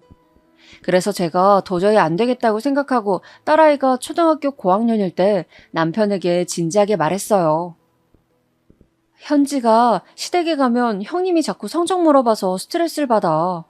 내가 아무리 말해도 들은 척도 안 하는 거 알지? 당신이 형한테 얘기 좀 해봐. 알겠어. 내가 얘기할게. 저는 남편이 아주버님과 얘기하니까 해결이 될 줄 알았어요. 하지만 이건 또 저의 오산이었어요. 그렇게 말하고 바로 다음 날이었어요. 형님에게 전화가 오더라고요. 여보세요? 형님? 동서, 정말 자격지심 있는 건 나도 잘 알겠어. 그런데 애들 성적 가지고 비교하지 말라고 했다며? 왜? 차마 얼굴 보고는 말 못하겠어? 남편 통해서 말하게. 그리고 뭐 내가 없는 말 지어냈니? 우리 딸이 공부 잘하는 걸 어떡하라고. 형님, 지연이 공부 잘하는 거 저도 알아요. 그런데 자꾸 우리 현지랑 비교하니까 아이가 너무 힘들어해요. 안 그래도 지금 한창 예민할 때잖아요. 그러니까 그냥 신경을 써달라는 거였어요. 그리고 저 자격지심 없어요. 자격지심이 없으면 도대체 왜 이렇게 예민하게 반응해? 동서 진짜 웃긴다. 진짜 여러분, 제대로 화가 나면 온몸이 부들부들 떨리는 거 혹시 아시나요? 저는 저 전화통화를 하던 상황이 아직도 기억나요. 진짜 전화로 막 저한테 저런 말을 하는데 온몸이 떨리니까 목소리까지 떨리더라고요. 아이를 키우면서 배려를 해달라는 부탁이 그렇게 잘못된 건가요? 저는 그냥 저대로 전화를 끊었어요. 그리고 남편에게 전화해서 화를 냈죠. 아니, 당신이 어떻게 전했길래 당신 형수가 나한테 전화해서 난리를 쳐. 당신 현지 아빠잖아. 똑바로 잘 생각해. 애가 이렇게 힘들어하는데. 저도 모르게 서러워서 눈물이 나오더라고요. 막 울면서 남편한테 뭐라 하니까 남편도 자기가 알아보겠다고 일단 저를 달랬어요. 그날 저녁에 남편한테 전해들은 말로는 아주버님도 형님이 아이 교육에 집착을 너무 많이 해서 힘들어하신다고 하더라고요. 저는 그 말을 듣고 아무래도 본인이 박사라서 그런가 보다 생각했어요. 워낙 박사에 대한 자부심이 엄청난 사람이니까 그냥 우리가 최대한 무시하며 살자고 남편과 얘기했던 기억이 나요. 그런데 형님은 정말 제가 살면서 본 사람 중에 제일 신기한 사람이에요. 최대한 좋게 생각하려 해도 그렇게 안 놔두더라고요. 그래도 제가 저렇게 전화로 형님하고 얘기한 이후엔 시댁에서 공부 얘기가 나오면 남편하고 저는 최대한 말을 돌리거나 대답하지 않았어요. 그래서 약간 잠잠해지긴 했죠. 그런데 그때쯤 시어머니께서 시댁 식구들 다 같이 여행을 가자고 하시더라고요. 제 기억에 그때 명절이 되게 길었던 기억이 나요. 시어머니께서는 손녀들도 어느 정도 자랐으니 본인이 정정하실 때 여행을 가고 싶다고 하셨어요. 며느리들은 다 공감하실 텐데 시어머니가 아무리 좋아도 여행을 같이 가는 건 얘기가 다르잖아요. 그리고 사실 우리 가족은 여행을 굉장히 좋아했어요. 해외도 1년에 한 번은 셋이 무조건 갔고 시간이 나면 국내 여행도 굉장히 자주 갔어요. 또 딸이 캠핑을 좋아해서 주말에 일부러 시간을 내서 남편과 같이 캠핑도 자주 다녔죠. 그리고 이 사실을 시댁 식구들도 잘 알고 있었습니다. 아니나 다를까 시어머니가 여행 얘기를 꺼내자 형님이 말했어요. 어머니, 저도 정말 가고 싶어요. 여행은 동서네가 자주 가니까 전문이잖아요. 믿고 맡기면 되겠어요. 동서 잘 부탁해. 평소에 워낙 여행 자주 가잖아. 정말 사람이 너무 얄밉지 않나요? 남편과 집에 돌아와서 많은 얘기를 했어요. 저는 사실 시댁 식구들은 형님만 제외하면 그래도 다들 좋은 사람들이라 괜찮았거든요. 남편이야 사실 본인 엄마와 형인데 싫을 이유가 없잖아요. 저도 만약 시어머니가 평소에 저한테 못해주셨으면 거절했을 텐데 평소에 워낙 또 잘 챙겨주시고 괜찮으셔서 형님이 매우 걸렸지만 그냥 여행을 가자고 결정했어요. 그래서 어디로 갈지 정하는데 형님이 자꾸 해외를 말하는 거예요. 저는 그냥 제주도를 가고 싶었는데 동남아로 가자고 자꾸 재촉해서 곤란했어요. 시어머니 의견이 가장 중요하니까 제가 물어봤더니 시어머니도 은근 해외로 가고 싶어 하시더라고요. 왜냐하면 시어머니는 한 번도 해외여행을 가보신 적이 없으세요. 그래서 남편과 긴 상의 끝에 결국 동남아로 해외여행을 가게 되었습니다. 바로 세부요. 세부 정도면 관광지고 가깝고 이미 남편과 다녀온 곳이라 크게 부담이 없었어요. 그렇게 진짜 제가 다 알아보고 여행을 떠나게 되었는데 저는 정말 거기서 형님한테 없던 정도 떨어지더라고요. 동서, 이게 뭐야? 어우, 음식이 왜 이래? 동서, 제대로 알아봤어야지. 여긴 별로다. 동서, 이건 어떻게 하는 거야? 저는 제가 형님의 개인 비서인 줄 알았습니다. 자유여행으로 갔었는데 그러다 보니 모든 걸 저와 남편이 기획했거든요. 그런데 가는 곳마다 사사건건 시비를 거는 거예요. 또 얄밉게 저한테만 슬쩍 와서 저러더라고요. 저는 시어머니가 해외여행이 처음이시니까 최대한 옆에 붙어 있었는데 잠깐 떨어지면 옆으로 와서 저러는 거예요. 제가 대답하지 않거나 퉁명스럽게 말해도 계속 저러더라고요. 그냥 제 속을 긁는 게 목적이었나 봐요. 그리고 아주버님네는 아주버님이 의사고 돈도 많으면서 같이 해외여행 한 번을 간 적이 없더라고요. 평소에 돈 자랑을 그렇게 하면서 여행 비용은 또 칼같이 나눠내길래 그것도 정말 미웠습니다. 그래도 해외까지 왔는데 내가 참자며 속으로 참을 인을 얼마나 새겼는지 모릅니다. 그리고 세부에서도 어딜 갈 때마다 저에게 통역을 시키는 거예요. 본인이 박사라고 얼마나 자부심이 넘쳤는데 저한테 통역을 시키니까 저는 안 그래도 정신이 없었는데 자꾸 그러니까 귀찮고 욱해서 말했습니다. 형님, 박사면 그 정도 회화는 기본 아니에요? 형님 잘하실 것 같은데 혼자 해보세요. 그런데 형님은 저 말이 그렇게 기분이 나빴나 봐요. 저한테 막 소리를 지르는 거예요. 동서, 정말 예의 없다. 사람이 왜 그래 정말? 내가 잘 지내려고 노력해도 동서가 도와주질 않아. 저는 정말 깜짝 놀랐습니다. 누가 봐도 이제까지 늘 저를 일방적으로 무시하고 불편하게 했던 것은 형님이거든요. 오죽하면 우리 딸도 큰엄마는 엄마한테 왜 그러는 거냐고 할 정도였습니다. 그런데 저런 말을 그것도 해외 세부 바다에서 저러니까 저는 정말 당황스럽더라고요. 그래도 제가 손 아랫사람이기도 하고 또 가족여행으로 놀러 왔으니까 저는 그냥 좋게 말했습니다. 아니, 형님은 박사니까 이 정도는 괜찮으신 줄 알았어요. 기분 나쁘셨으면 죄송해요. 동서, 누가 보면 동서가 윗사람인 줄 알겠어. 내가 그동안 참고 참았는데 정말 너무하네. 저는 진짜 기가 막혔어요. 형님이 저한테 저런 말을 하면 안 되지 않나요? 제가 그동안 참아온 세월이 있잖아요. 저도 웬만하면 참으려고 했는데 제가 제일 싫어하는 딸아이 비교를 시작하더라고요. 동서, 마음 곱게 먹어야 현지도 똑똑해지는 거야. 우리 지연이 똑똑해서 질투나서 그런가 본데 제대로 생각해. 애가 뭐를 보고 배우겠어? 저는 저한테 뭐라 하는 것은 참아도 우리 딸한테 뭐라 하는 것은 절대 참지 않거든요. 그래서 저도 지지 않고 말했어요. 형님, 자꾸 우리 딸 공부 못한다고 하시는데 현지도 충분히 공부 잘해요. 형님이 자꾸 그런 식으로 말씀하시니까 애가 시댁에 오기 싫어하잖아요. 어머, 그럼 나 때문이라는 거야? 동서 정말 무섭다. 사람을 그냥 몰아가네. 박사한테 자격지심이 있는 건 나도 알겠는데 적당히 해. 정말 화가 나서 손이 떨리더라고요. 그때 마침 남편이 저희를 데리러 와서 그냥 들어갔는데 저는 이제까지 그래왔듯 그대로 넘기려고 했어요. 그런데 형님이 갑자기 식당에 들어오더니 막 우는 거예요.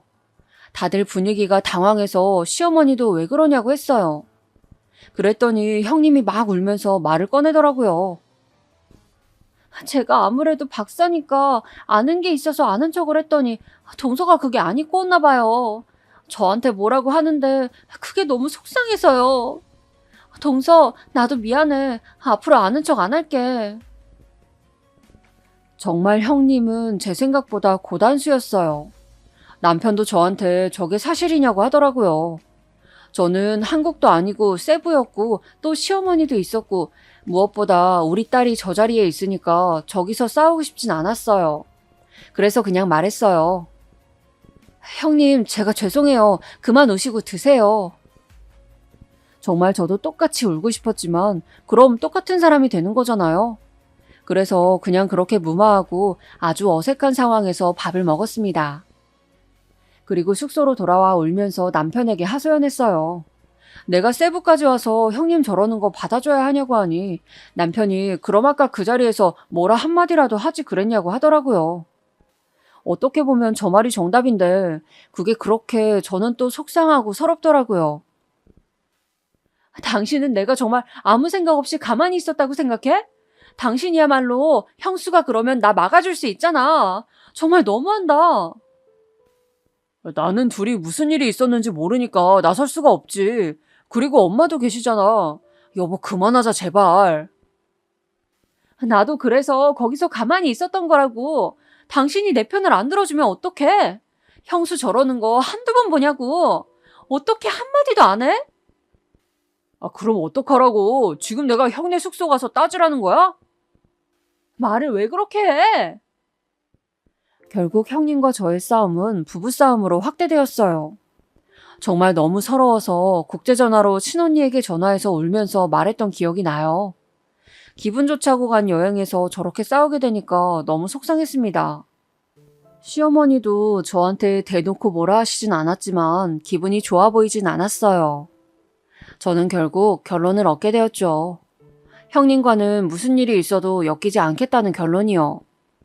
그래서 세부에서 돌아오고 시댁 행사가 있어서 같이 모이는 자리가 있어도 최대한 형님하고 둘이 남게 되는 상황은 피했습니다.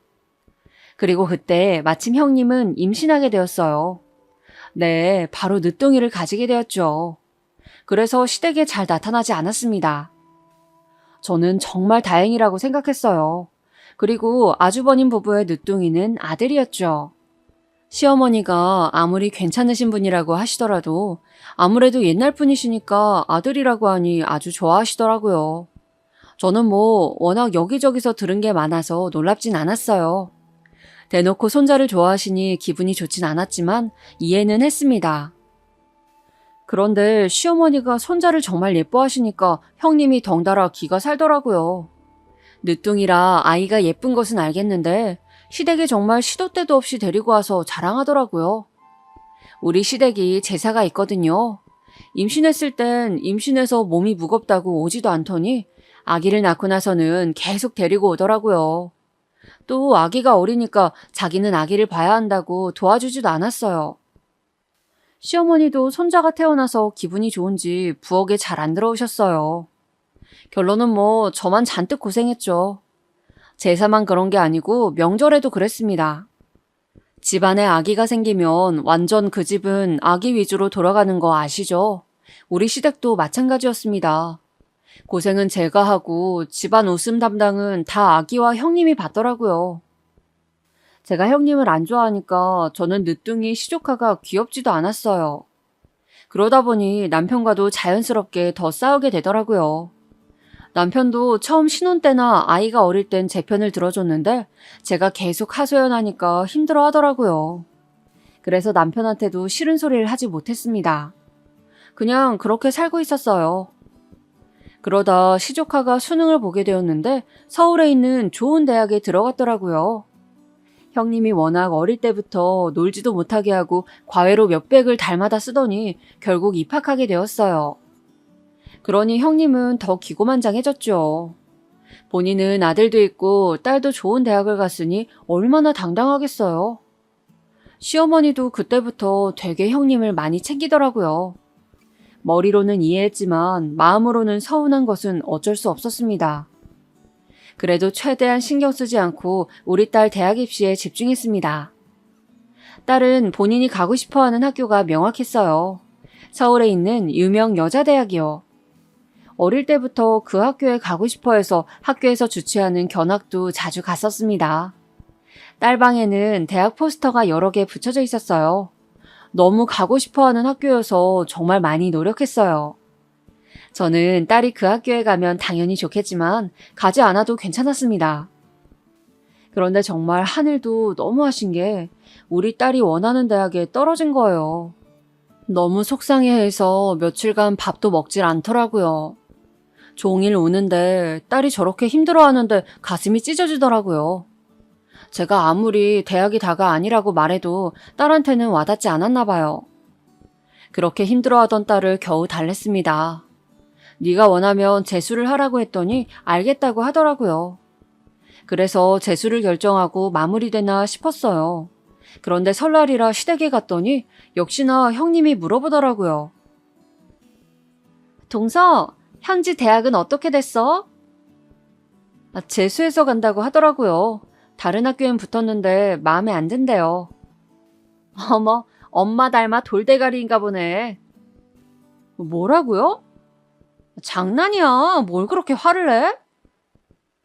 진짜 사람이 왜 저러나 싶었어요. 제가 너무 화나서 형님을 노려봤더니 장난인데 왜 이렇게 예민하냐고 하더라고요. 형님, 말 예쁘게 하세요. 정말 왜 그러세요? 동서야말로 윗사람한테 예의 지켜. 지금 뭐 하는 거야? 부엌에서 저희가 큰 소리가 나자 시어머니가 들어오셨어요. 너희 왜 그러니? 아니, 현지 대학 떨어졌대서 내년을 노리면 된다고 했더니 갑자기 화를 내길래요. 무섭네요, 어머니. 형님이 우리 현지 저 닮아서 돌대가리라고 했잖아요. 왜 맨날 없는 말을 지어내세요? 이것 보세요. 제가 그래도 손 윗사람인데 정말 너무 무서워요. 둘 다 그만해라. 정말 내 앞에서 뭐 하는 거니? 시어머니도 화를 내시더라고요. 저는 정말 억울하고 속이 터져서 그 자리에 있고 싶지도 않았어요. 형님이 저러는 거야 뭐 한두 번이 아니었지만 시어머니도 나중엔 은근 형님 편을 들더라고요.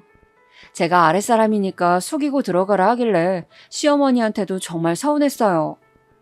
막말을 들어도 결국 저는 아들도 없고 아랫사람이라는 거죠. 아이를 키우다 보면 아무래도 이런저런 일이 많이 생기는데 그것보다 중요한 게 인성이라고 시어머니가 저에게 그러더라고요. 저는 그 말을 형님에게도 했는지 궁금했어요. 저는 정말 공부보다 인성이 중요하다고 생각하거든요. 형님은 제가 아는 사람 중에 인성이 가장 별로였습니다. 시조카들도 콩 심은데 콩 난다고 정말 인성이 별로였습니다. 그래도 우리 딸은 재수하게 되었지만 참 예의 바르고 착하거든요. 동네에서도 어른들이 얼마나 예뻐하시는지 몰라요. 학교 선생님들과 학원 원장님도 이렇게 예의 바른 아이가 없다고 칭찬을 많이 해주세요. 그런데 저한테 인성이 먼저라고 하니까 시어머니에게 너무 서운했어요. 물론 시어머니도 형님이 저렇게 말한 것을 모르시니까 이해는 했어요. 그래도 남편은 형수 진짜 이해가 가지 않는다고 하더라고요. 형님은 저 이후에 저 공부에 집착하기 시작했어요. 첫째는 명문대에 갔으니 둘째도 보내고 싶었나 봐요. 제가 봐도 좀 심하게 공부 압박을 하더라고요. 그런데 첫째와는 다르게 둘째는 형님이 원하는 수준에 도달하지 못했나 봐요.